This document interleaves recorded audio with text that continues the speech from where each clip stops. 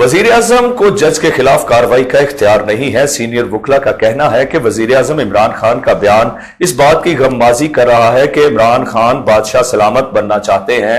इस हवाले से मजीद तफसीलात जानते हैं इस रिपोर्ट में।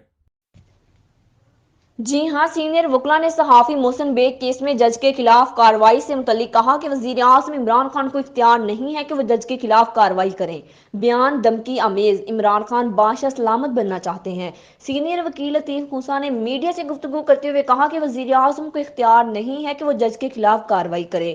अगर वज़ीर आज़म को कोई बात करना है तो मुतल्लिका हाई कोर्ट के चीफ जस्टिस से गुजारिश करें। वज़ीर आज़म सदर पाकिस्तान समेत काबीना का कोई भी रुकन किसी भी जज के खिलाफ कार्रवाई नहीं कर सकता। वज़ीर आज़म का बयान इस बात की गमाजी करता है कि इमरान खान बादशाह सलामत बनना चाहते हैं। वज़ीर आज़म का बयान धमकी के ज़ुमरे में आता है। इसका मतलब ये है कि जिन जजेस के पास मुकदमात जाएंगे उनके खिलाफ भी कार्रवाई हो सकती है। इससे बड़ी तौहीन अदालत नहीं हो सकती। एक भी एहलकार सरकारी यूनिफॉर्म में नहीं था। ख्याल है कि मोहसिन बेग केस में हुकूमत ने एडिशनल सेशन जज के खिलाफ कार्रवाई का फैसला किया था।